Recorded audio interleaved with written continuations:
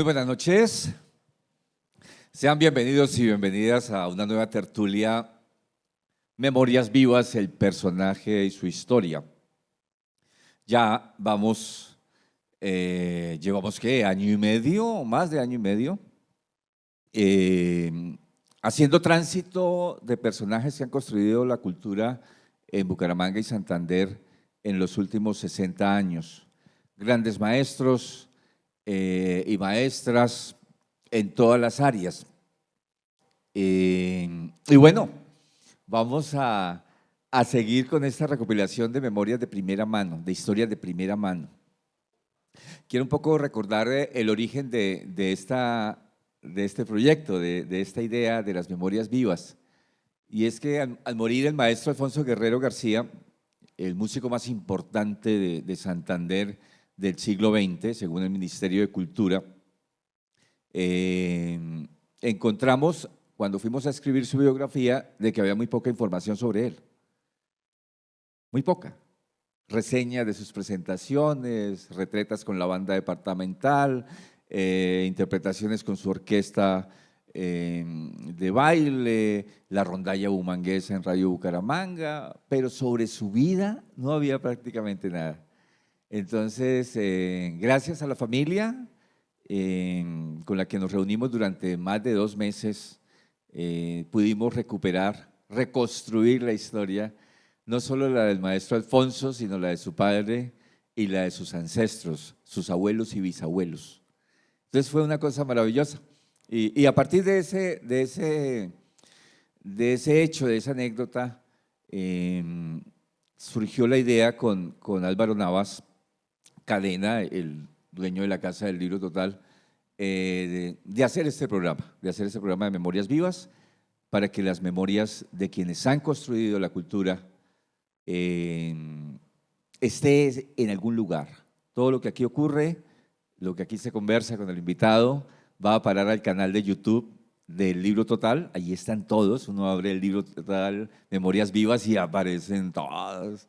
Es maravilloso ver ese conjunto de personalidades, porque son personalidades los que han estado presentes en este escenario.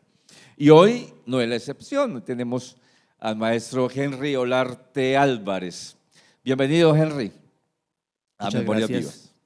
a ti, Pacho, a todos ustedes por estar aquí. Les agradezco mucho que hayan venido y al Libro Total por hacer este importante trabajo de memoria. Bueno, el maestro Henry, para los que no lo conocen, aunque aquí veo que todo el mundo es amigo de él y ha venido a compartir con él este momento, es artista plástico y también gestor cultural. Ha tenido un protagonismo importante en las últimas décadas en el escenario de las artes plásticas en Bucaramanga y Santander. Es maestro en Bellas Artes, es docente, es muchas cosas que vamos a ir descifrando poco a poco a través de esta conversación de amigos. Nos conocemos desde hace rato, hemos compartido algunos espacios y me complace tenerlo acá, Henry. Gracias. Empecemos por el principio. Yo pensaba que los Olarte eran de música, ¿no? Estaban hechos de música todos los Olarte, pero veo que no necesariamente, ¿no? De Vélez, ¿no? De Vélez. ¿Cuándo nació? Yo nací el 25 de enero de 1965. ¿Ya vamos para cuántos? 62 años, voy ¿No? para 61 años. Estamos por las mismas. ¿Sí? Somos muy contemporáneos. Somos contemporáneos. Aplica para el invitado que por lo general procuramos que sea mayor de 60 años, ¿no? O sea, que tenga una historia que contar, que tenga un recorrido que haya sido importante. Bueno, sus papás, ¿quiénes eran? ¿A qué se dedicaban? Bueno, mi padre era un señor que tenía mucha tierra, tenía una finca grande, ya no hay fincas grandes como esa. Allá en Vélez. En Vélez nosotros teníamos la finca en la parte caliente de Vélez, no en lo de los fríos, sino abajo, para San abajo. Benito, Hueusa, Guacamayo, todo eso. De por allá soy oriundo, o por lo menos por allá me engendraron, ¿no? Vine a nacer en Vélez, ahí mi abuela tenía una casa en Vélez. Nosotros siempre tuvimos casa ahí en el centro, en Vélez. y yo nací en la casa de mi abuela a las 3 de la tarde. Ajá. Eso dicen, ¿no? Exactamente. Exactamente. Entonces su papá era hombre de tierras, cultivador Él o cultivaba ganadero. caña, tenía ganado Sí. y más que todo la caña y el ganado. Y antes de eso cultivaban algodón. Ajá. En Vélez se cultivó algodón Mira. porque existían unas empresas de telares o esto en Los Suaita, telares, sí. en Suaita, En y Suaita, vendían el famosos. algodón de esa región Ujú. caliente de Vélez, se vendía el algodón por allá. Después el algodón fracasó y se fueron hacia la caña de azúcar, pero por allá también siempre ha sembrado caña de azúcar en esa región. Sí, claro. Y guayaba y bocadillo. ¿Y los abuelos? Ah, mi madre, voy a decirle que mi madre, Ah, bueno, sí, sí, por favor. madre también era en la finca y trabajaba con mi padre y más que todo ama de casa, mi madre. Ok. ¿Cuántos hermanos? 9. 9. Soy el menor de 9. ¿Y el único que se dedicó al arte? ¿O hay otro por ahí? Todos saben dibujar y pintar o tienen idea. De ¿En ellos serio? fue que yo traje, de ellos empecé a aprender esta cuestión de dibujar. ¿Ah, sí? Mm. Yo pensaba que usted era la oveja, la oveja gris de la casa. En cierta forma, pero mira, ¿Y por qué? te iba a contar eso. Cuando yo nací en Vélez y me llevaron de un año a Bogotá y me llevaron luego a la casa y a la finca cuando tenía 5 años. Ujú. Tenía una enfermedad en las piernas, entonces me llevaron por a Bogotá a un tratamiento cuando tenía un año. Regresé a Vélez a los 5 y cuando tenía 5 años mis hermanos estudiaban, eran mayores que yo, entonces estudiaban en Vélez y de vacaciones se iban para la finca. Y ellos llevaban esos cuadernos que, no sé si los recordarás, esos cuadernos Ibérica que traían un calcante, una hoja, Sí, un claro, calcante, por una hoja supuesto. que eran para dibujar. Y llevaban los colores, y allá en el comedor de la finca se sentaban, hacían como torneos de dibujo ellos. Entonces yo los veía dibujar y a mí me gustaba dibujar y yo dibujaba. Y pues yo los escuchaba cuando decían, el chino es bueno para el dibujo, sabe dibujar. Entonces yo creía que uno a la escuela o al colegio iba a dibujar Aprender a dibujar. y yo quería entrar rápido a estudiar. En serio. Yo deseaba entrar rápido a estudiar porque yo tenía entendido que uno iba allá a dibujar, pero ese fue el primer fraude de mi vida, porque llegué y allá no dibujaban y me pusieron fue a hacer bolas y rayas y eso terminé de hacer eso rápido y ya verás si dibujábamos y tampoco. Entonces duré unos días cachando clase porque no me gustaba ir por allá. Ajá. ¿Y en qué colegio estudiaban ellos? ¿El de Vélez? No, ellos estudiaban en Vélez, las niñas en las Belemitas Mm. y los pelados en la escuela. En ese entonces todos los niños estudiaban en la escuela Ciro Santander, fueran hijos del juez o hijos del que Sí, fuera, sí. todos estudiaban en la escuela, no como ahora que hay un colegio importante para los niños de plata y otro, no. Todos los pelados, en mi época los pelados todos estudiaban, oye, en un pueblo más, todos en la escuela. Era normal y las profesoras eran de mucho respeto. Y entonces a sus hermanos les enseñaban a dibujar allá. Entonces ellos llevaban los cuadernos y se iban allá a Ok. dibujar y yo creía que era el estudio era dibujo. O sea que ese deseo se le quedó allí guardado y empezó a desarrollarlo. Empecé a desarrollar eso en la escuela cuando me dieron la oportunidad de dibujar. Mira, yo tengo una libretita de primero primaria que les contaba la otra vez que yo la conservo, al igual que conservo el título de la universidad, conservo esa libreta, porque en esa libretita la profesora decía, es como mi pasaporte a decir, yo no resulté artista porque uno como que lo trae. En esa libreta dice que al niño se le facilita mucho dibujar y que sabe dibujar y que la familia debería apoyarlo en este aspecto. Además le reforzaron la jaina. Pues, La maestra le indicó el camino, joven. pues en realidad yo siempre en la escuela era de los mejores dibujando y en el colegio.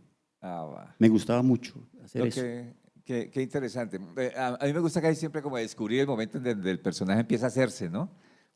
Porque uno se va haciendo, uno no nace aprendido ni nace con la tendencia, sino en algún momento la encuentra, en algún momento del camino. O algo le indica que, que para eso nació, que eso es lo que sabe hacer. Es decir, yo hago arte porque no sé hacer otra cosa mejor.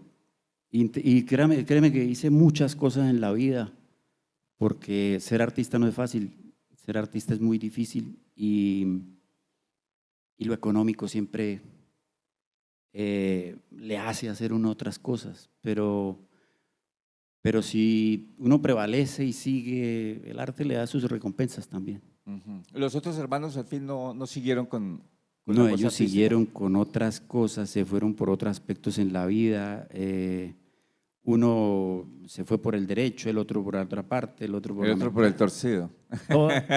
Algunos sale, imagínate, 9 hermanos, algunos sale más caspa que uno. El calabazo, el calabazo Sí, de la cochada. sí, pero entonces de todas maneras, yo sí pienso, yo soy de los que creo que de alguna manera uno, usted como ser humano nace como con esa droga en la cabeza.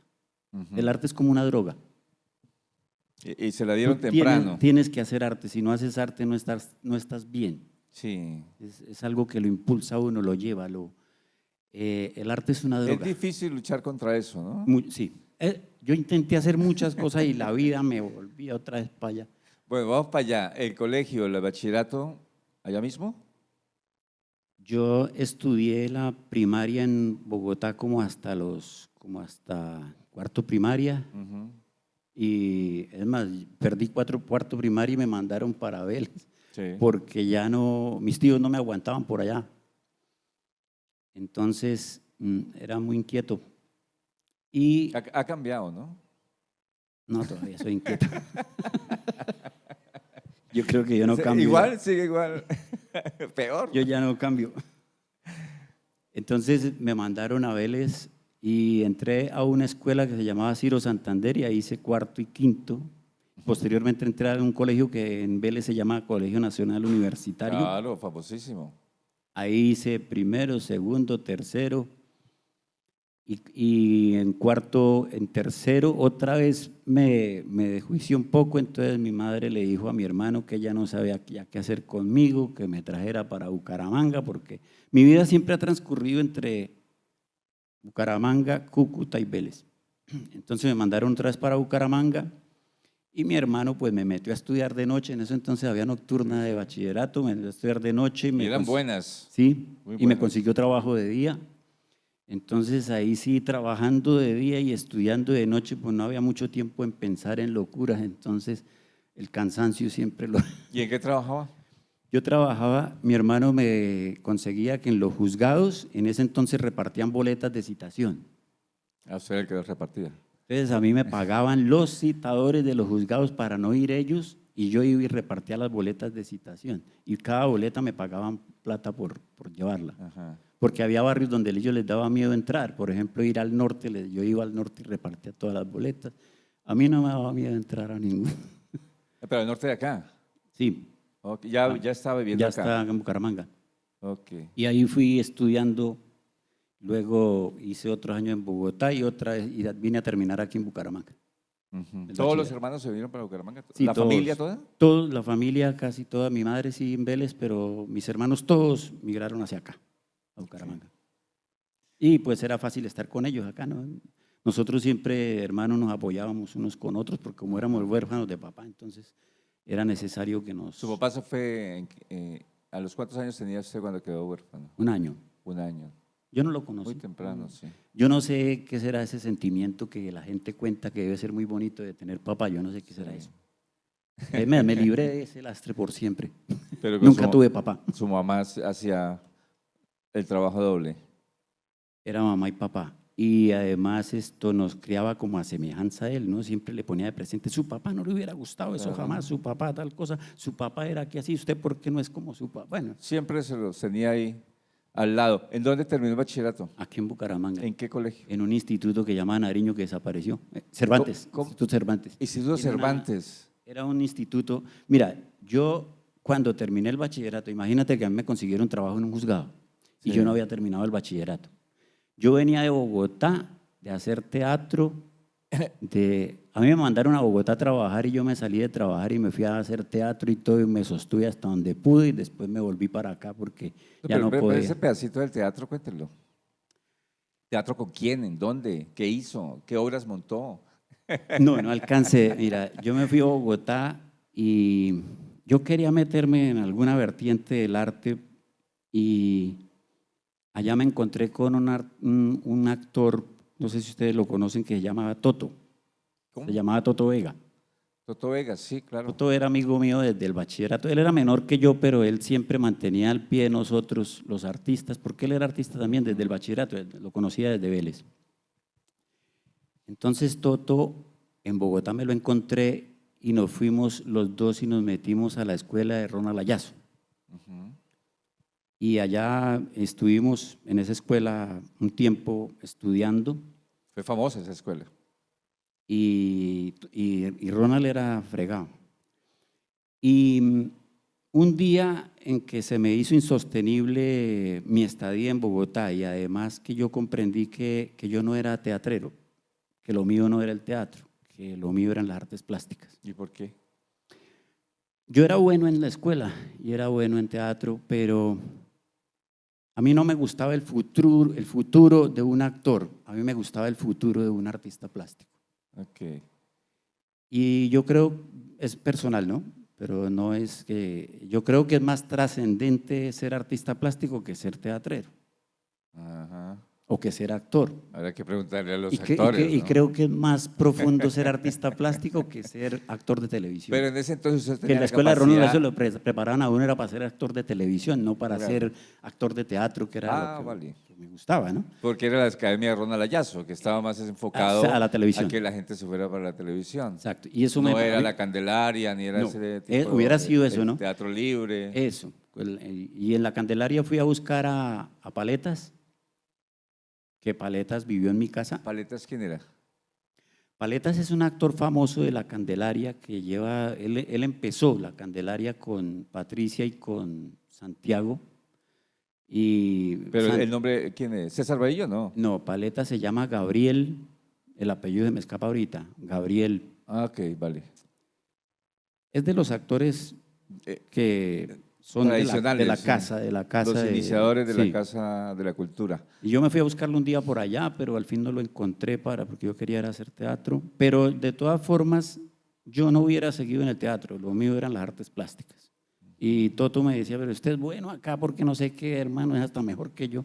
¿Usted qué le pasa? Usted vota el futuro. Y yo le digo, no, ningún futuro. Yo soy artista plástico, maestro. Yo no soy artista, yo no soy. Uno tiene que darse cuenta en la vida para qué es bueno o cuál es fuerte, ¿no? ¿Qué es lo que hace mejor?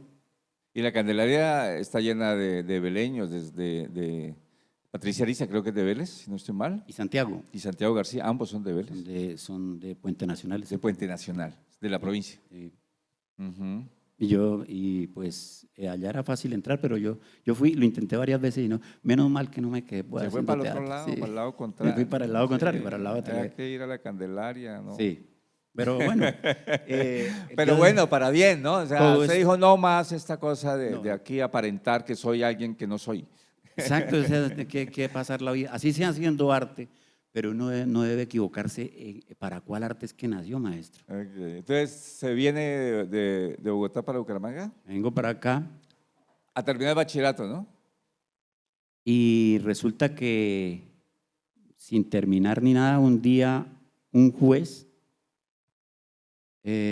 amigo de la casa, me dijo, ¿qué estás haciendo? Entonces yo le dije, yo pinto y hago cosas por ahí, ya empezaba yo a pintar, era como 1990. 90. Ya estaba grande, Pasé, sí, ya estaba mayor. 20 y pico, 25 creo. 25 años. Entonces yo le dije, mira, yo llevo pintando desde que soy joven y yo quiero ser artista plástico, yo no quiero trabajar en un juzgado. Digo, pero su hermano me dice que ¿de qué vive usted? Digo, ¿por qué no trabaja ahí y se va haciendo de pronto hasta una plata o algo para que tenga de base o algo para que se Para que dedique compre a eso? pinceles. Sí. Entonces yo dije, pues hasta bueno, ¿cuánto es el sueldo? Entonces digo, no le han dado el trabajo, ya estoy preguntando cuánto ¿Cuánto es el pagan? sueldo. Entonces yo le dije, pues sí, ¿qué toca hacer? Dijo, no, usted lo vamos a llevar de excitador, no mentiras, de citador. Excitador. Entonces yo me fui de citador, Ah, citador. citador, citador de un juzgado. Entonces me puse a trabajar ahí de Esperanza excitador. Barroso se paró así cuando dieron excitador. ¿Dijo? Entonces me puse a trabajar ahí y mira que estando ahí hice mi primera exposición individual. Empecé a comprar y a pintar. Hice una exposición allí en la Casa Custodio García Rovira. ¿Y cómo se relacionó con ellos? Porque ahí nos ponía así como Yo ya cualquiera. conocía a artistas en Bucaramanga, siempre que venía a vacaciones y todo, yo iba a exposiciones, yo conocía a varios artistas acá. Ujú. Y ahí un día fui a la casa, ¿qué se necesita para exponer aquí? Estaba el maestro Augusto Vidal. Sí. Joven, ¿no? Sí, y el maestro Augusto Vidal por ahí le mostré cuando se mostraban fotos, le mostré unas fotos de mis trabajos. Después hablé con un señor que se llama Ardila Díaz. Sí, estuvo aquí Antonio José Díaz Ardila, Ardila, que es sí. el Antonio José. director del Teatro Santander, que Ya. fue uno de los fundadores Fundadores. de la Casa Custodio Sí. García Rovira. Entonces él fue a mi casa y vio mi trabajo y me dijo, expon. Y yo traje mi primera exposición se Extraordinario. llamaba Formas, Impactos y Colores. Pero ya tenía, para ser tan joven, tenía ya un concepto, ¿cierto? Una cosa, formas, espacios y colores. Impactos, formas, impactos y colores. Ah, pactos. Impactos. Impactos y colores, sí. Sí. ¿Y qué eran? ¿Óleos, acuarelas? Eran óleos y a mí ahora que hago instalación y todo, pero lo que más me gusta del arte es pintar. Pero usted no había pasado por la DICA, no había pasado por ninguna escuela, ¿usted hacía eso porque le gustaba? ¿O sí había tenido Pues hay cursos? hay quienes dicen que no existe un autodidacta, ¿no? Pero yo compraba libros siempre. Ya. Mira, yo me estudié la historia del arte cuando estaba estudiando en Vélez, Ujú. toda, de las cuevas de Altamira hasta ese momento, Hasta Picasso, Miró. hasta la modernidad. Hasta la modernidad. Y después me estudié otra vez la historia Hasta Duchamp.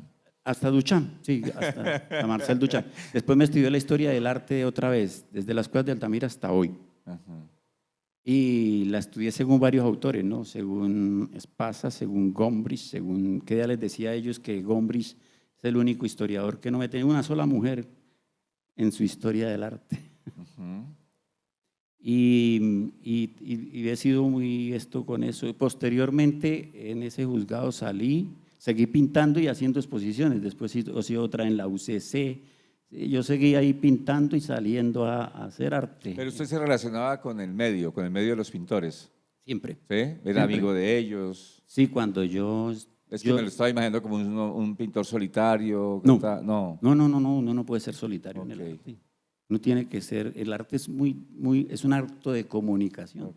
y uno tiene que estar en constante comunicación. ¿Ya conocía Yo- a Chaparro? ¿Conocía a Chaparro en ese Sí, momento? al maestro Chaparro lo conozco no, yo lo traté como en los últimos tiempos cuando estuve en la universidad y fue mi maestro, pero yo al maestro Chaparro lo conocía desde los años 80, porque él es de los que traen, él está en el desarrollo de las artes Claro, por visuales del supuesto, hace parte, departamento. ya pasó sí, por acá a de contar la su ciudad, historia. sí.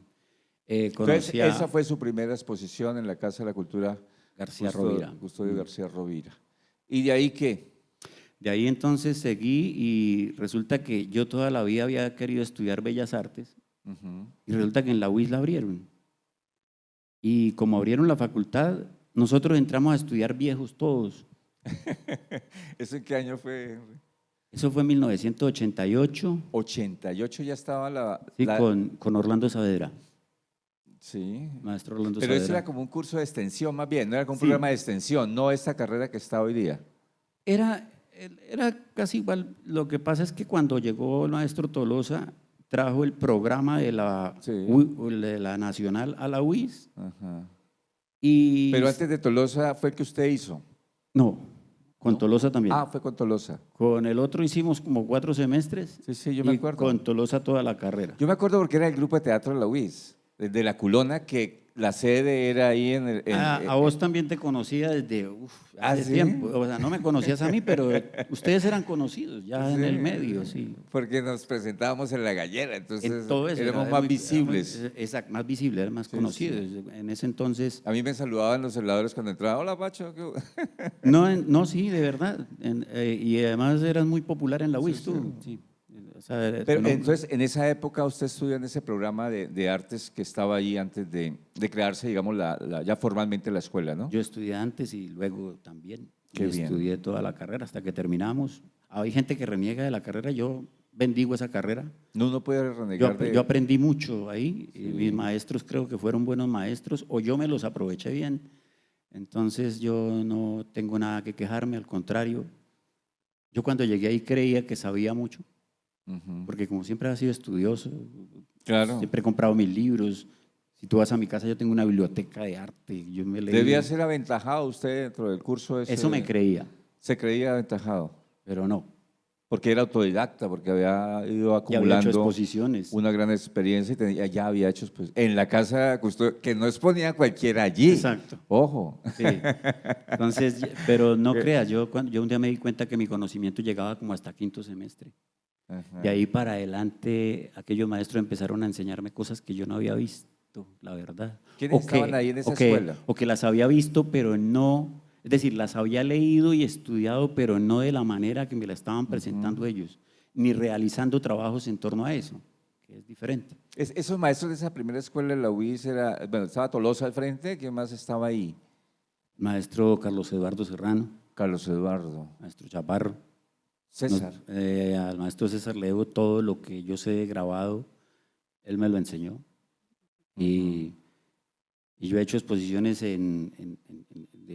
gracias a la UI yo he hecho exposiciones en todas las áreas de las artes, es decir, yo he hecho exposiciones en instalación, en pintura, en escultura, ahorita estoy haciendo ready-made, en todo, porque se le amplía el horizonte a uno, el concepto del arte, cuando a uno se le amplía la concepción del arte, pues Puede experimentar lo que experimentar quiera. y se vuelve como sin agüero para experimentar, como sin miedo, ¿no? Atrevido. Se vuelve un poco más atrevido y más experimental además. Ajá. Eso es lo bueno de la carrera, que te vuelve experimental. De- Y uno de en ese- el arte tiene que ser muy De experimental. ese grupo ¿eso era como la primera corte de la escuela? Nosotros fuimos creo que la tercera ¿La promoción. ¿Quiénes más estuvieron ahí compartiendo? Así que hayan seguido, digamos, ejerciendo el oficio, el arte. Yo me plástico. acuerdo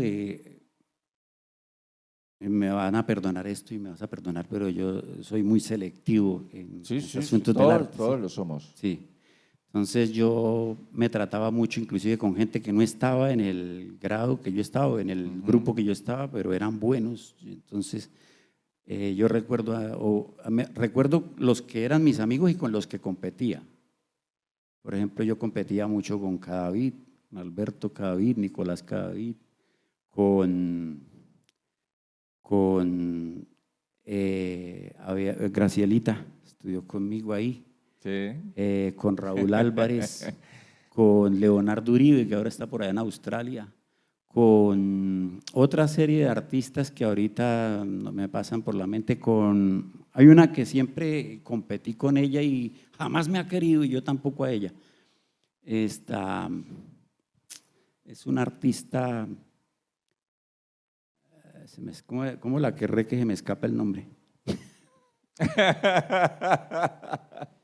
Es un artista que hace unas esculturas que me encantan, además esas esculturas que son como en tela y son como abollonaditas y uno siente, es decir, uno ve la escultura de ella y uno siente la suavidad y la mente la siente muy táctil porque siente algo muy suave.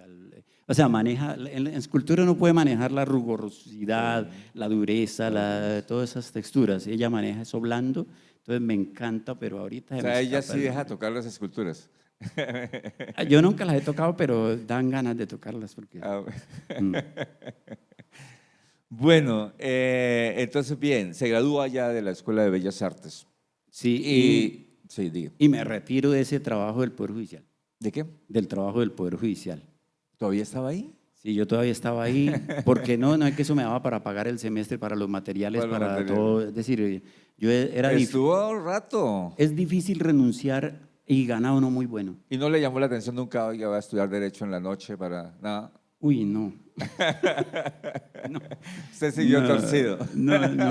mira, te voy a decir una cosa y les voy a contar. Yo tachaba como un preso los días en el almanaque cuando trabajaba ahí.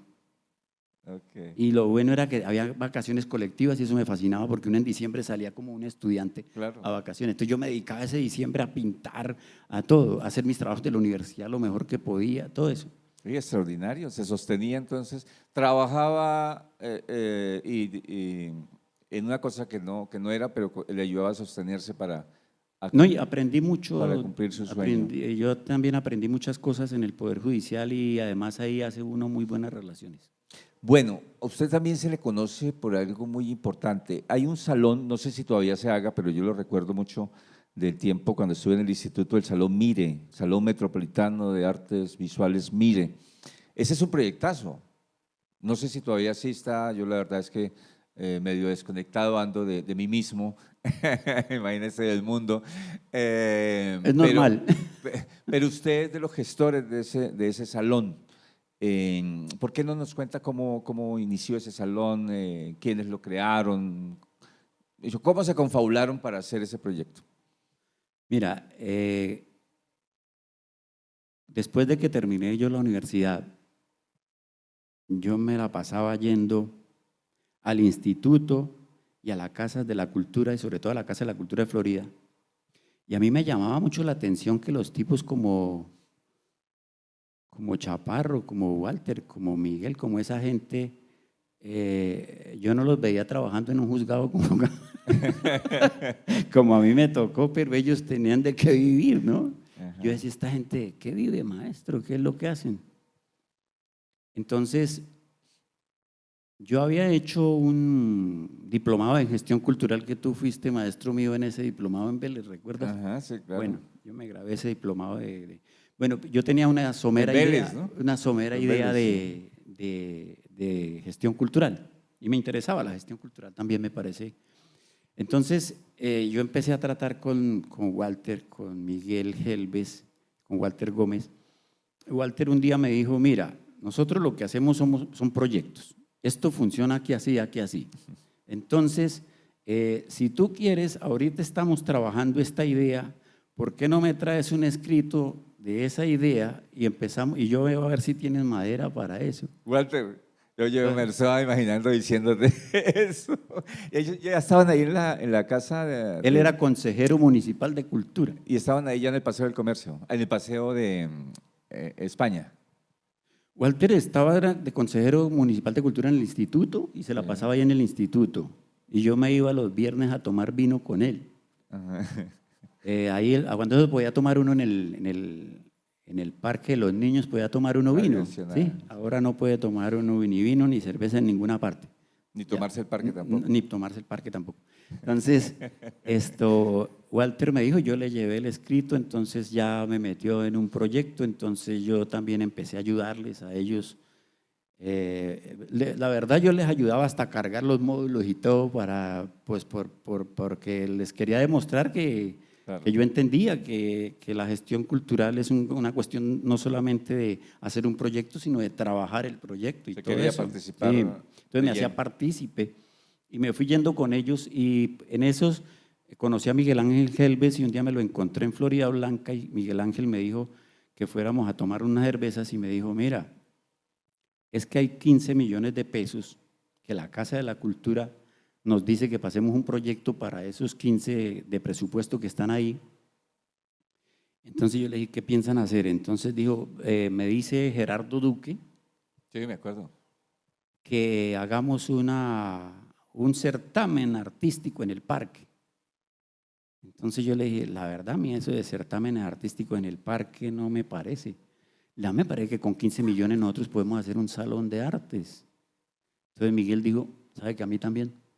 Entonces le dije, ¿por qué no hacemos un salón? Entonces Miguel dijo, listo, hagámosle. Entonces nos pusimos cita y dijo, bueno, ¿qué necesitamos para un salón? Entonces yo le dije, bueno, para un salón necesitamos hacer una convocatoria y hacer unas bases de convocatoria, un reglamento de convocatoria, cuáles son las normas para ingresar. Bueno, y empezamos a trabajar ese salón y presentamos el proyecto a la Casa de la Cultura y nos lo aprobaron. Hicimos el primer salón de artes plásticas de Florida Blanca, que no se llamó Salón Mire, sino PF1, primer salón de artes plásticas de Florida Blanca. PSU. PF1. ¿FU? PF1. PF1. Y después, entonces, teníamos que darle un sentido que nos comprara más el estamento. Entonces yo le dije, ¿por qué no manejamos la memoria?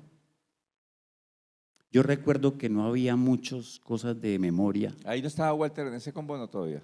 Sí, él estaba, pero no los Era tres. con Miguel. Los tres, era Gerardo Duque, Miguel y yo. Entonces hicimos, el proyecto lo encaminamos hacia la memoria, la identidad y la región. Entonces hicimos memoria, identidad, región y empezamos a trabajar esas tres temáticas y bajo esas tres temáticas iniciales empezamos a trabajar el Salón Mire y posteriormente le creamos apéndices al Salón Mire. Entonces era memoria, identidad, región y además poníamos, por ejemplo, la temática de la casa o la temática de otra temática, el maíz, todo lo que consistiera en memoria Sí, y convergiera ahí, ¿no? Entonces empezamos a trabajar eso y fuimos haciendo hasta que llegamos a 12 salones. ¿Ya no está, mire? No, nosotros tenemos la fundación todavía y estamos, pero la última vez el ministerio no nos concertó. Entonces no hicimos el último salón, vamos a ver, a meternos. Es muy complicado, ¿no? Cuando no hay esos estímulos, esas concertaciones. O cuando se los cortan a uno, ¿no? Porque claro, nosotros tuvimos concertación durante muchos años. Claro. Y pues nos cortaron eso, ahora toca volver a luchar a ver cómo nos concertan otra En el vez. gobierno del cambio. Sí. Bueno, no hablemos de política, hablemos del Salón Mire. Bueno, pero todo está ahí, todavía el proyecto está latente, a la espera de que hayan condiciones para volver a hacer el para salón y volver a nosotros hacerlo. mantenemos pues el grupo hasta ahora. Hemos tenido problemas, ¿no? Nosotros como todo grupo hemos tenido problemas hasta irnos a los totazos a veces. Sí. Pero nos ha mantenido unidos que de todas formas, yo pienso que cuando tres artistas o algo se unen, también hay una especie de cariño, familiaridad. Uno quiere a su amigo y uno quiere a sus amigos, aprende a querer a sus amigos. Y yo por mi parte, a ellos los dos los quiero mucho. Ellos también, yo sé que ellos son… Y uno se vuelve sincero con Sí. los amigos, se vuelve duro con los Sí. amigos y A ver. discute con los amigos. Todo eso ocurre en la amistad. Claro. Pero nosotros nos seguimos inclusive ayudando. Yo tengo acceso a un premio o alguna cosa y me acuerdo de ellos, de llamarlos para que ellos me realicen algún trabajo. Nosotros afortunadamente tenemos un grupo que pese a que hayan disgustos y demás, nosotros, lo decía el maestro Chaparro la otra vez aquí, nosotros sabemos que tenemos que ser solidarios unos con otros y no, sino de que vivimos a veces, ¿no? Si yo obtengo, por ejemplo, un premio en una convocatoria, yo sé que tengo un compromiso con Walter, con el maestro Chaparro, porque ellos me llaman a trabajar a mí también cuando ellos tienen algo, ¿no? Me dicen, venga, haga tal trabajo, hay tanta plata, ¿le sirve? Sí, entonces hágame ese trabajo. Entonces, uno… Bien. Esa es la gestión, Sí, así de se mueve eso la trata. gestión. Usted fue consejero nacional de artes visuales. Sí. ¿Cómo carajos? Si esa vaina casi siempre son los de Bogotá, los de Medellín y por ahí los de Cali de vez en cuando. ¿Cómo logra ser consejero? Consejeros nacionales, que es el Consejo Nacional de Cultura del Ministerio de Cultura. ¿Sí? Me llamó mucho la atención cuando lo vi. Papá, Henry, mira, son ligas mayores, ¿qué pasó allí? ¿Cómo fue? Mira, fíjate que yo una vez, ¿recuerdas que yo estuve viviendo en Vélez? Después de renunciar a ese trabajo fui a Vélez. Sí. Y yo puse un negocio allá, un tertuliadero, un negocio de tertulia, donde se presentaban poetas. Era el primer negocio en la provincia donde presentaban poetas cada 8 días, Un cantantes. café cultural, una cosa Era así. cultural. Ujú. Y se vendía. Y la cultura vende, no creas. Sí. La cultura vende trago. Era una guarapería cultural. Sí. No era un café cultural, era una guarapería cultural. No, se vendían bebidas de café, cerveza y tragos y cócteles. Y no creas, se vendía muchísimo y la gente cuando iban poetas de aquí de Bucaramanga o algo, ellos iban a ver y era muy chévere. Imagínate que cuando yo estuve en ese entonces en Vélez, yo me lancé al Consejo Municipal de Artes de Vélez y no me eligieron. Dijeron que yo no era muy apto para el asunto. Y yo luego yo me vine aquí a Bucaramanga y un día yo estaban eligiendo Consejo Departamental de Cultura. Entonces yo me le medí a inscribirme para candidato del Consejo Departamental de Cultura. Bueno, yo me fui, hice lobby con los artistas y tal, y el departamento, y empecé, y resulta que ese día resulté elegido consejero departamental de Cultura, por encima de Walter y todos, que también se lanzaron. Esto no era tan conocido. No era tanto. Ajá. ¿Qué Entonces, repartió bocadillos o qué? no, yo esa vez tuve la oportunidad de darle un discurso bacanísimo a Serpa, y Era eso… la época de Serpa. Sí, y eso, Serpa estaba ahí ese día. Entonces a los artistas les gustó mucho lo que le dije a Serpa y además lo que les dije con respecto a lo que había que hacer en el Consejo Departamental de Cultura y me eligieron. Posteriormente hubo una convocatoria para el Consejo Departamental de Cultura y la gobernación le pagaba a uno para ir en representación de Santander por Artes Plásticas a Tunja. Y resulta que en Tunja yo cogí al de Bogotá y nos fuimos a hablar y nos tomamos unas cervezas en el parque La Plaza de Lo Bolívar. emborrachó. Y estábamos ahí tomando y hablando de qué no, pues yo le temía a él porque imagínate, como eso es tan centralizado, y yo ya lo daba por electo, porque A él. a él. Entonces, pero ahí estaban los otros. Entonces yo le dije, mira, te voy a decir esto, no recuerdo cómo se llamaba el hombre. Era artista plástico porque era del área. Entonces le dije, a mí me parece que a nivel nacional, uno como consejero plástico, consejero nacional de cultura, debe enfocarse en estos y estos aspectos y en esto. Entonces, ¿por qué debe enfocarse en estos aspectos? En estos y estos, porque tal cosa. Él me manifestó que debía enfocar en otro. Yo le dije que no y entramos en una discusión. La cosa es que lo de la discusión, los que estaban ahí se fueron más a favor mío que a favor del hombre y cuando fueron a la votación resultaron votando por mí en mayoría y casi que resulté elegido por unanimidad. Menos él. Menos él. Y yo dije, miércoles, era tomando cerveza que lo derrotábamos al hombre. Consejero Nacional de Artes Visuales. Artes visuales, entonces ahí tuve la oportunidad de estar como con dos ministras de cultura. Ajá. Y era chéverísimo porque le pagaban a uno pasaje en avión, los hospedaban en el Tequendama, Sí, claro. en Cartagena, en Santa Marta, y tenía uno la oportunidad no de decidir, porque los consejeros no deciden nada jamás, No. pero sí medio incidir en Opinar, algo. sí. Varias de las cosas que yo promovía después se hicieron tiempo después, pero ahí deja uno como sonando un discurso que luego se va consolidando a veces. Ujú. Bien, entonces consejero, por allá usted viaja a Cuba, participa por allá en esas expediciones culturales que parten de Bucaramanga a llevar teatro, artes visuales. ¿Esa experiencia qué tal? ¿Estuvo allá? Sí, este fue una invitación o algo así En Cienfuegos era. que manejaba Jaime Lizarazo Ujú.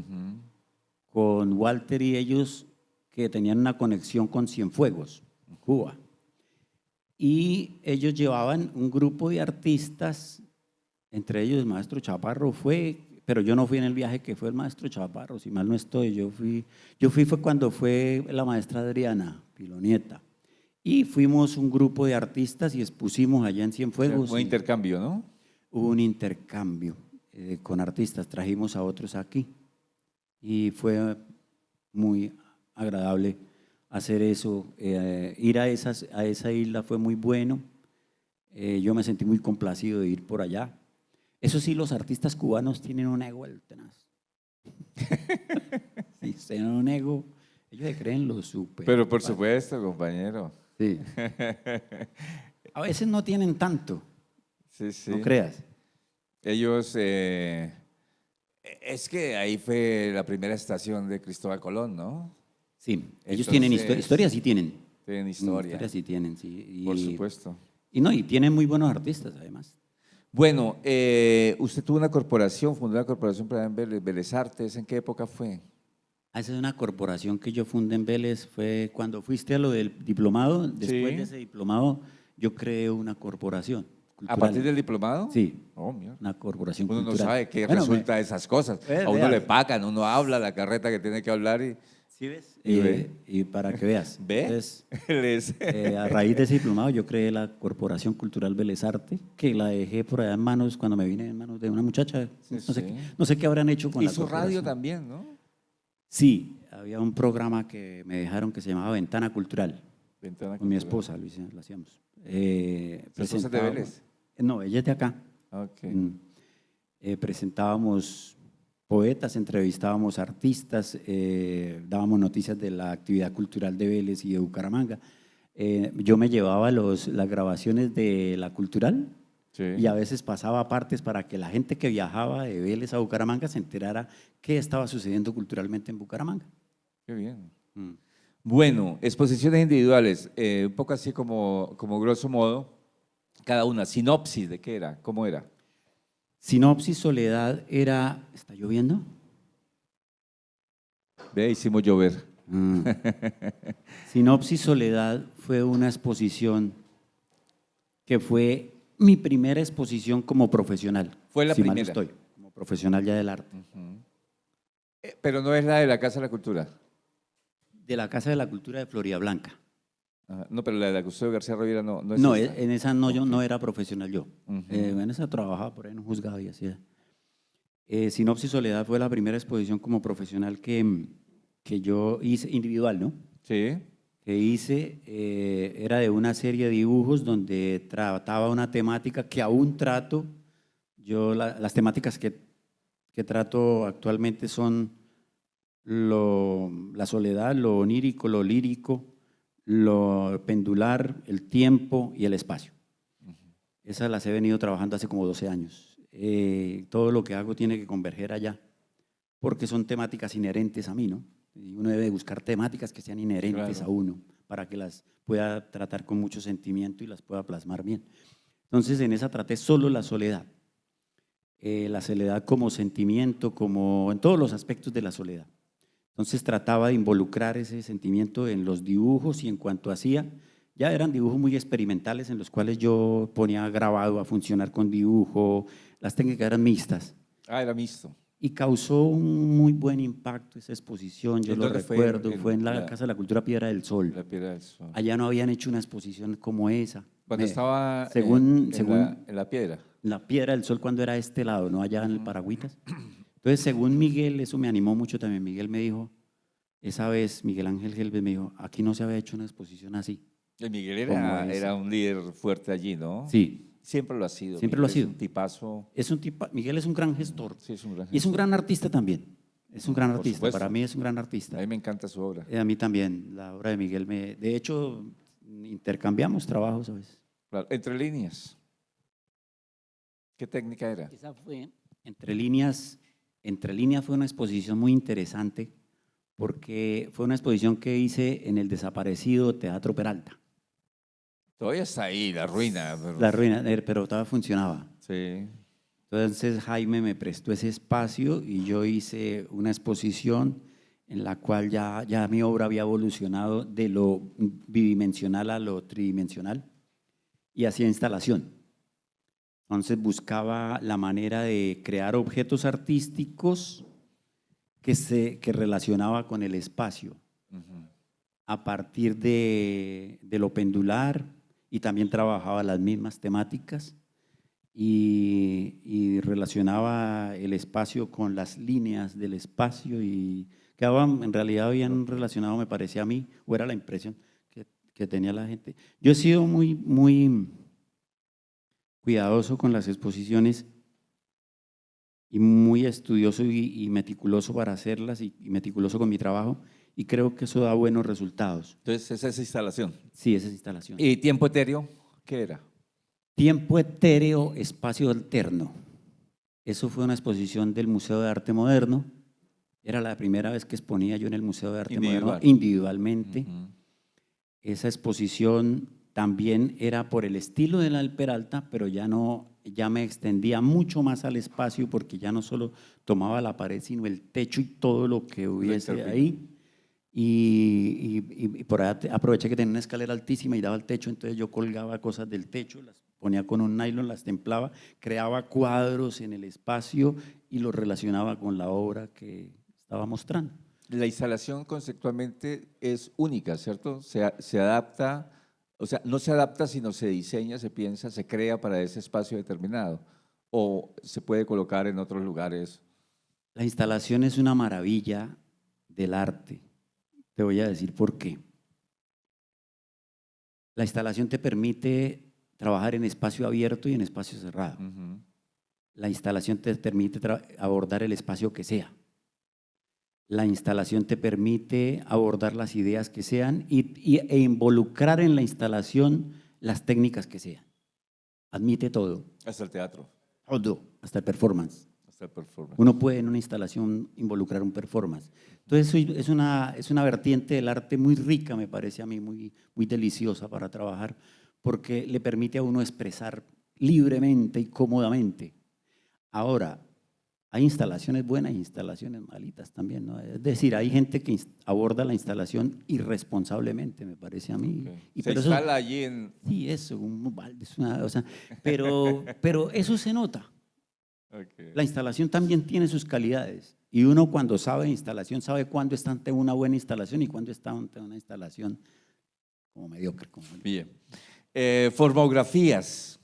Formografías fue una exposición que realicé en el espacio de la casa del maestro Chaparro. Eso fue una exposición que patrocinó la gobernación. Y yo hice, formografía se trataba de… Venía yo trabajando plásticos y involucrando los plásticos con maderas y demás, y formaba formas y también las involucraba con el espacio. Esa fue muy buena también con el maestro Chaparro. Creo que soy uno de los que más le ha abordado el espacio al maestro Chaparro, o he abusado más de los espacios que ofrece él en Girón. Sí. Le ha usado la casa. Le he usado la casa a diestra y siniestra. Eras un envase vacío maravillosa. Te tenía un regalo. O sea, lo vi ayer. Es un perfume, un estuche de un frasco de un perfume metálico. Parece una bala. Y yo dije, para llevársela al maestro de regalo, para que se le ocurre qué hacer con esa vaina. Y se me quedó. Bueno, y quiero que me recuerde que tengo algo pendiente contigo. Si no estás aquí, la puedes dejar ahí que me la entreguen. Bueno, habría que mirar. La mentira. No me vayan promesas. Listo. Y si me das ese frasco después, en las exposiciones mías, tienes que enviarme una foto para poner ahí tu foto. No, y yo decir lo hago de que manera es un donante, porque además después de que me des el frasco, yo creo que estás involucrado en la obra porque es tu frasco, vale. No es mi frasco. Claro, realmente no sé si es mi frasco o me lo encontré por allí, pero me pareció tan bello, ¿no? La donación es tuya. Bueno, hablemos de eso. Sí. ¿Eras un envase vacío? Sí, maravillosa. Bueno, ¿inspirada en quién? Eras un envase vacío, fue aquí así, mira. Resulta que yo siempre que voy a la casa de una amiga o algo y tengo la posibilidad de ver su tocador, no a muchas les veo el tocador, no vayan a creer tampoco. Más que todo digo amigas de confianza, ¿no? Sí. Amigas de mucha confianza que uno puede, pues tiene acceso, de pronto ve la alcoba o ve, digamos Andrea, la esposa de Walter, entonces uno ve en la pieza que tiene Andrea. Yo siempre le miro el tocador y veo que tienen frascos muy interesantes y mucha bisutería. Y ellas suelen botar mucho frasco y suelen botar mucha bisutería. Entonces yo empecé a decirle a mis amigas que me regalaran esos frascos de perfume que se ven con una forma interesante, con un color interesante, que yo iba a ver qué podía hacer con ellos. Y pues un día en realidad de tanto que me regalaban y todo me llené de una cantidad de frascos que ya no sabía qué hacer con eso. Y compré unos aparatos para trabajarlos, porque yo no quería dar el frasco como cuando a uno le regalan un objeto no hay que dejarlo como se lo regalaron, hay que transformarlo en otra idea, por lo menos ese es el ready-made, Claro. transformar ese objeto en otra cosa. Entonces empecé a quitarle las tapas, a jugar con esos frascos, a involucrar un frasco con el otro. Descubrí que eran pegantes que los pegaban, descubrí que uno le abría un hueco y le podía meter un tornillo de un lado a otro a un frasco, cosas como esas. Entonces volví mi taller como un laboratorio experimental de arte y ya no pintaba. Ujú. Ni dibujaba tanto, me la pasaba era haciendo esos objetos, creando objetos. Y reciclando. Entonces, y reciclando cosas. Entonces yo empecé a recopilar, para esa exposición le dije a 20 personas que me donaran frascos y que yo los iba a poner en la exposición y que iba a hacer una exposición con los frascos que me donaran. Entonces yo tenía preparada esa exposición y de pronto se presentó una convocatoria aquí en la gobernación y dije, bueno, pues vamos a mandarla. Hay que pegarle. Ahí, hay que pegarle ahí. Y pues sí, le pegué al primer puesto. Qué bien. Entonces, la expuse en el del maestro Chaparro otra vez y luego en la Alianza Colombo-Francesa, Ok. que era un espacio que yo quería abordar desde hace tiempo. ¿Esa exposición está inspirada en Duchamp, en el remake de Duchamp, o está inspirada en la obra de Parrita? Confiese. No, mira, Porque sí, tú te acuerdas de Parrita, ¿cierto? De Sí. esas instalaciones que él hacía, que eran maravillosas, ¿no? con lo de Parrita me gané otro premio en la gobernación, que fue una exposición que hice en la Casa 4 Colectivo, que se llamaba, no era Formografías, ahorita no recuerdo el nombre, me gané un premio con eso y ahora no me acuerdo el nombre de la exposición. Era un homenaje al maestro Parra, Ujú. que yo hacía. Luis Inclusive, Ernesto Parra, ¿no? Luis Pero digamos Ernesto Parra, su nombre. que en su tiempo fue muy subvalorado, pero que la verdad, fíjate que el maestro Parra lo creían un artesano y estaba más adelante que ellos antes. Sí, claro. Estaba mucho más adelantado que ellos antes. Él estaba haciendo ready-made a su manera. Entonces, fíjate que era más contemporáneo que ellos y ellos se creían más adelantados. No que hablemos de ellos, no pongamos. Ah, entonces, resulta que con esa hice una exposición en 4 Colectivo que se llamaba, bueno, ahorita se me escapa el nombre, no sé por qué, y me gané un premio con ello. Entonces, ¿qué iba? Que me preguntabas que lo de que si estaba Duchamp o Parra, ¿no? Sí. Yo creo que ambos. Y además yo creo esto, uno debe creer en los artistas de su región Ujú. y no debe subestimarlos. Y uno debería aprender más de ellos, porque ellos son los que traen la memoria de lo que uno es. Y yo en la universidad constantemente pedía que, primero que nos enseñaran más arte latinoamericano y más colombiano, ¿sí? Un poco más. Pues uno necesita también saber la historia del arte toda, Claro. pero que le pusieran un poco de énfasis y sobre todo a lo regional. Yo le pedía a Tolosa que metieran lo regional. Yo decía, o sea, aquí en Santander no ha existido nadie, entonces no ha existido ninguna escuela, no ha habido nada. Entonces, y resulta que a mí, yo por ejemplo, retomo cosas de artistas de Santander en mi obra e involucro. Uno no estudia a un artista para hacer lo mismo que hace él, sino para involucrar cosas o llevar a otro extremo lo que hace él. Entonces, a mí lo de Duchamp te voy a decir por qué. No es que sea, los artistas que más he estudiado yo para mi obra son a Calder, a Joan Miró en escultura, no en pintura, Ujú. a Egrid Filch, a Kirchner, a Richter. Me parece que de ellos obtengo mucho concepto. A Salvador Dalí. A Salvador Dalí lo he estudiado muchísimo porque involucro mucho lo onírico en mis obras, pero si Salvador Dalí hubiese vivido en el tiempo que yo viví, yo lo detestaría, ese desgraciado. Sí, porque yo admiro mucho la obra de Dalí, pero como persona no lo admiro, ni lo admiraría, y si viviese en el tiempo mío yo no sería amigo de él, porque primero que era un facho de mierda. Era amigo de Franco. Sí, amigo de Franco, un facho de mierda.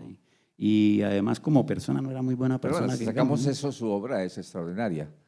¿Sí? Pero toma cosas de Dalí, en lo Sí, onírico, de lo ¿no? onírico, por supuesto. Y entonces, gracias por referirse hacia mi obra, Pacho, que es extraordinaria. Yo en realidad considero que yo trabajo y trabajo y trabajo. Hoy inclusive antes de llegar aquí yo vivo muy involucrado. Yo pienso que uno como artista, si no se involucra al 100% con su obra, no llega a ser una buena obra. Claro. Y cuando digo el 100% es que todo lo que estudie tenga que ver con lo que está haciendo en su obra, todo lo que procure hablar o esto esté con su obra, todo lo que procure ver en televisión, leer o algo tenga algo que ver con su obra. Es decir, de esa manera, impregnarse uno de eso, llega un momento en que tiene que descontaminarse y cuando se descontamina es que logra una buena obra. Ujú. Entonces, creo que así la he logrado, siendo muy estudioso con la obra, siendo muy estudioso con la conceptualidad del arte en mi obra. Yo me la paso mirando YouTube para ver si en el mundo se está haciendo una obra parecida y no hay, afortunadamente no hay obra parecida, pero tú sabes, estamos en la comarca de Bucaramanga y es difícil salir de aquí. Bueno, pues nada, agradecerle por haber aceptado la invitación, Henry, por estar aquí compartiendo esas memorias, esos recuerdos, esos comienzos y esos desarrollos de su vida. Mire que conocimos algo más allá de su vida, ¿no? Que fue, ¿cómo se llama eso? Agente judicial, ayudante de juzgado. Excitador, excitador. Excitador se llama. Sí, porque era citador, hoy ya soy Citador. soy un excitador No ahora. excitador, sino citador. Era citador, ahora soy excitador. Y con eso se labró su carrera artística, que era lo que traía de niño. O sea, que ese pintor, ese artista plástico, ese instalador que es hoy, ese creador, tiene su origen en la niñez, intentando igualar a sus hermanos en sus dibujos. Pues démosle un gran aplauso al maestro Henry Olarte Álvarez por este momento tan agradable que nos ha compartido. Y démosle los micrófonos entonces al público para que le pregunte, le diga lo que le nazca decirle, Henry, y sepa que en esta casa se le aprecia como lo aprecian todos sus amigos. Por favor, pregunten. No es necesario preguntar, decir, contar, O digan. recordar, sí. O renieguen. o reprochen. Hagan algo, por favor. Excítenme. Manifiéstense.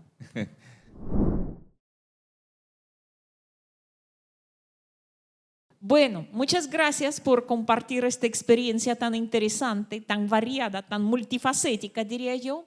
Y me pareció algo curioso, porque cuando usted comentó que siempre que cuando uno piensa abrir un estudio literario, un salón del arte, una sala de exposiciones, porque en nuestra época casi siempre toca enmascararlo, si se puede decir así, con algo, con una cafetería, con una pulpería, con un bar. En mi país, en Rusia, por ejemplo, casi siempre ahora todas las reuniones literarias, si son, digamos, para niños y damas, se hacen alrededor de un samovar con dulces tradicionales, con té, y si es un poco más serio, digamos, para mayores, alrededor de una buena botella de vodka.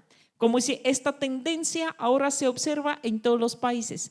¿Por qué tanto vínculo entre el arte, la literatura y la bebida? No quiero decir que el trago, bebida alcohólica, sino bebida en general. Me parece interesante esta tendencia. Bueno, en los artistas siempre es etílica. Gracias. ¿Me recuerdas tu nombre? Anastasia Spinell, escritora. Gusto en conocerte. Yo no te conocía. Mira, a mí me parece que la bohemia es inherente a los artistas. Si tú quieres que un artista, ahora en las exposiciones aquí, les dio porque no dan vino. Y va menos gente, va menos gente. Y no es que el artista vaya por el vino. Eso no es así. A él le interesan, lo que pasa es que al artista le gusta que den vino. Cuando yo hago mis exposiciones individuales, el presupuesto, uno de los mejores presupuestos que saco es para comprar bastante vino. A mí me gusta ver al mesero revolando en cuadro. Dando vino yo.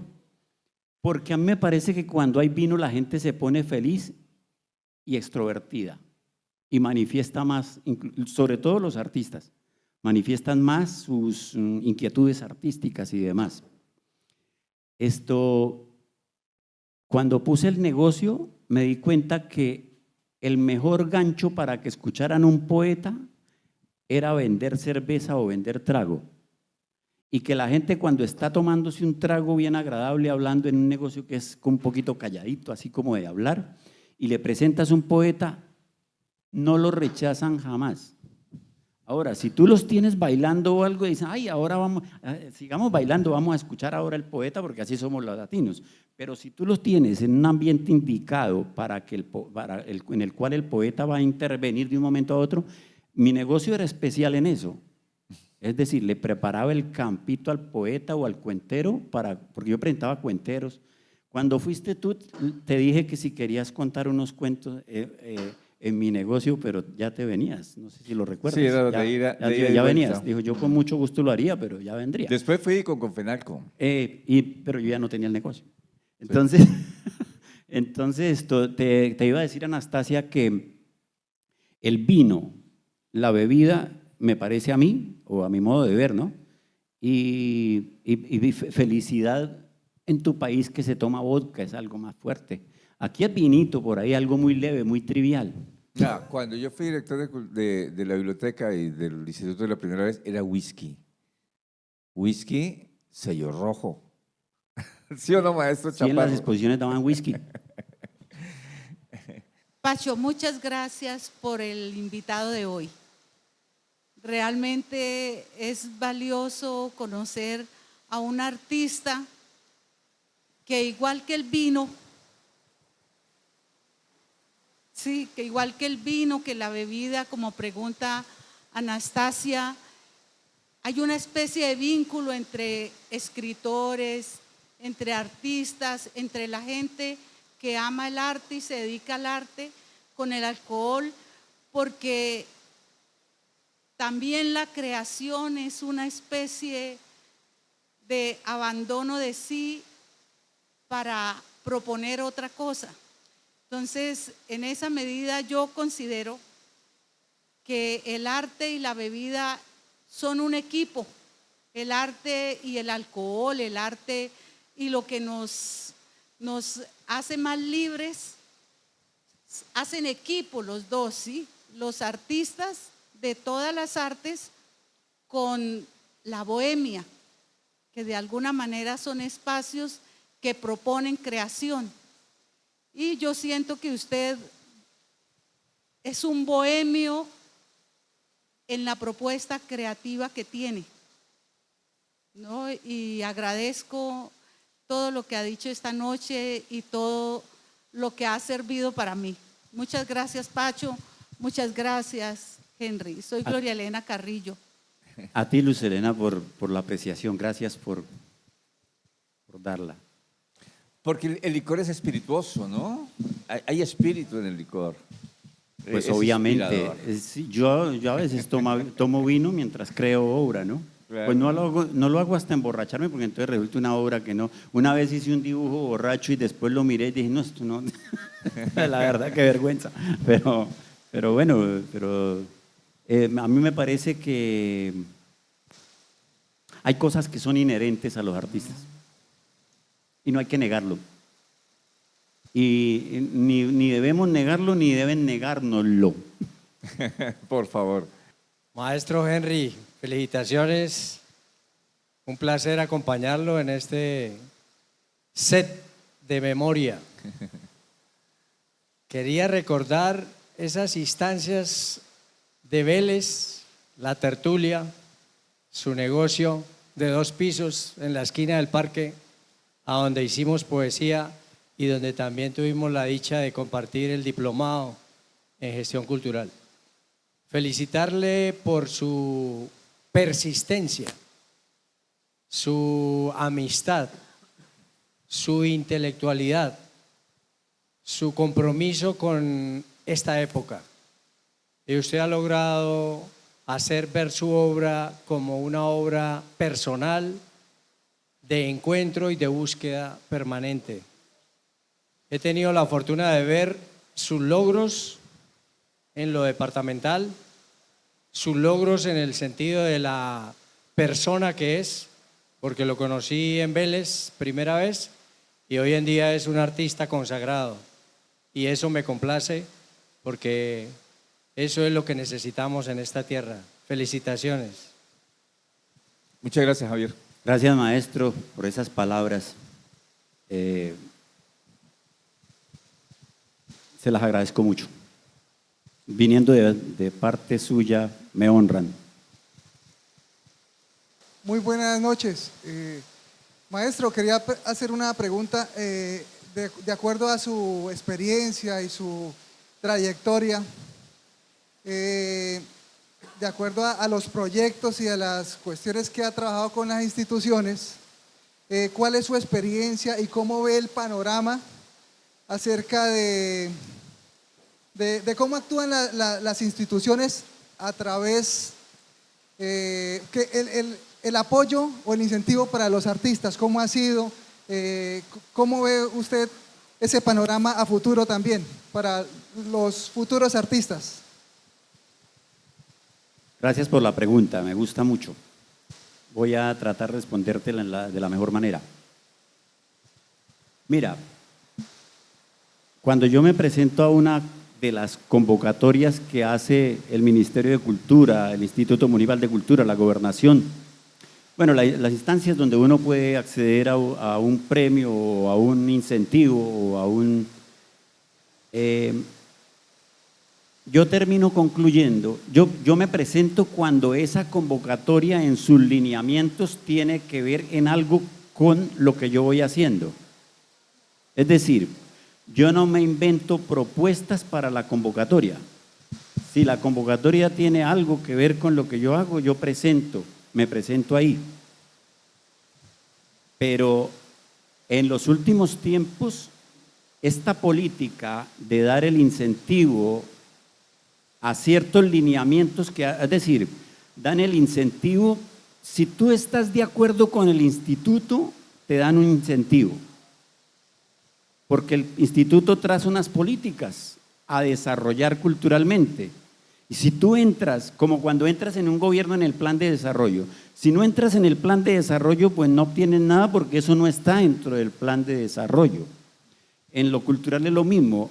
Quien hace las veces de dirección de eso, traza unas políticas y uno entra ahí en lo que decía ahorita Anastasia, en lo que tenga que ver con eso, ¿no? Pero, por ejemplo, en las convocatorias que son premiación, conozco muchos artistas que terminan trabajando como un mercenario. Sí. ¿A qué me refiero con los mercenarios? Gente a la que le pagan por hacer un proyecto. Es decir, otro artista le paga para que haga el proyecto y si se lo ganan, entonces son plata para los dos. A mí me parece que ese tipo actúa como un mercenario del arte. O el otro que no está trabajando esa temática, nada tiene que ver la convocatoria con lo que él trabaja, pero llega y se inventa otra obra y se presenta a la convocatoria y hasta gana. Porque el arte también es un acto de inteligencia, ¿cierto? Entonces él puede ganarlo con una propuesta bien hecha. Es muy válido también.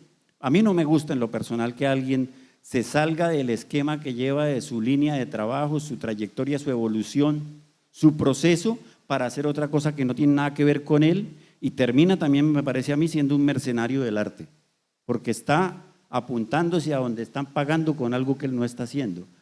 Entonces yo creo que eso es responsabilidad de uno como artista, ¿no? A veces es mejor hasta quedarse sin un peso uno. En la última convocatoria del instituto yo no me presenté, porque lo que estoy trabajando actualmente, la verdad, no tiene nada que ver con este asunto. Es decir, yo miré los parámetros, ¿qué me llama? El reglamento de la convocatoria, o Sí, los requisitos. Los requisitos. Y no tenían nada que ver con mi obra para circularla. O yo no vi mucha convergencia en eso, y pues hubo que desistir de 16 millones, porque yo cómo hago para hacer una farsa y presentarme a hacer un show. Sí, yo no soy artista de shows. Yo soy artista cuando tiene que ver con que mi obra está para eso, ¿no?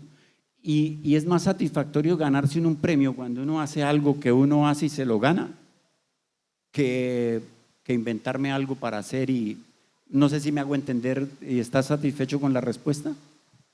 Ok. Henry, esas piezas de la exposición de la Alianza Francesa, ¿las exhiben para venderlas? ¿Están en el mercado?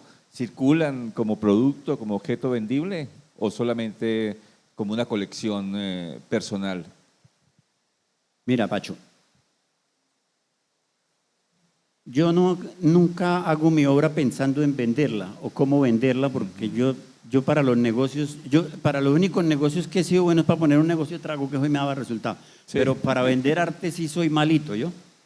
Y yo creo mucho en mi obra y de hecho si me compran una yo la vendo, ¿cierto? Una señora me dijo lo siguiente en una exposición.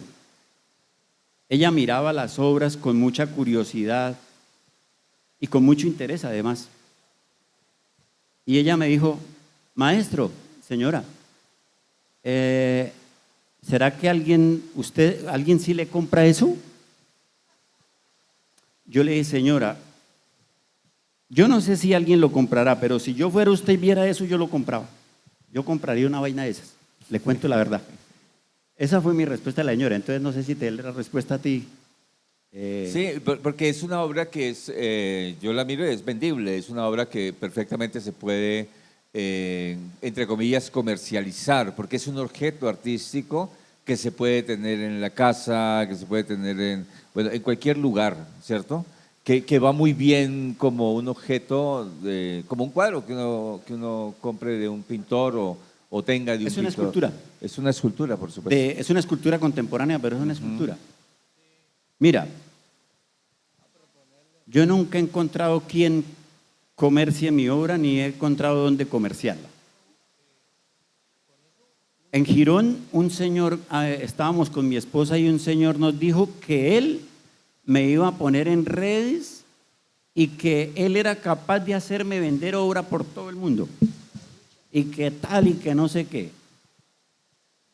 Yo lo llamé y le dije, mira, ¿cuánto vale lo que tú dices hacer eso? Dijo, vale 5 millones. Entonces yo le dije, cómprame una obra en pago y empieza a trabajar. Y dijo que no. Le dije, bueno, entonces no hagamos negocio porque, o sea, si no crees tú en lo que vas a vender, entonces si no lo compras tú, ¿quién lo compra? Ok. ¿Cómo se llamaba el de Waterloo? Napoleón. El que venció a Napoleón, el general Nelson o Wilson. Bueno, a ese tipo que me dijo eso que vendía la obra le hice lo mismo que hizo este general que él dijo que venía a venderle un chaleco antibalas. Entonces el general le dijo, pongas el chaleco. Entonces él se lo puso y dijo, pares allá. Entonces le dijo al otro, venga, dispárenle. Entonces dijo que no, dijo, entonces ¿qué le va a comprar chaleco?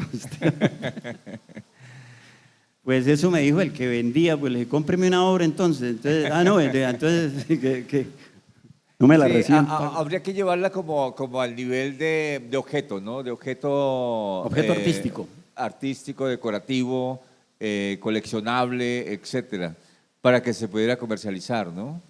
O sea, no como pieza única, sino como una pieza, digamos, seriada, porque son objetos que perfectamente pueden estar en cualquier casa, apartamento, y que estarían muy bien, o sea, que como objeto artístico serían extraordinarios. Cualquiera querría tenerlo, como otrora la gente querría tener una escultura, etcétera, ¿no? Una en bronce o alguna Sí, un cosa. bronce. Porque además, no sé, en lo que yo te digo, si yo viese objetos así, yo los compraría. Yo compraría algo así. Es muy contemporánea, es muy conceptual, tiene una sensibilidad, un discurso, contenido, o sea, es una obra de arte, ¿cierto? Indudablemente. Mira, Pacho, como está lloviendo, hablemos. Si no, nos aburrimos. Y para irnos a lavar tampoco. No, ya está bailando, sí. ya. Mira, Pacho, yo te digo una cosa.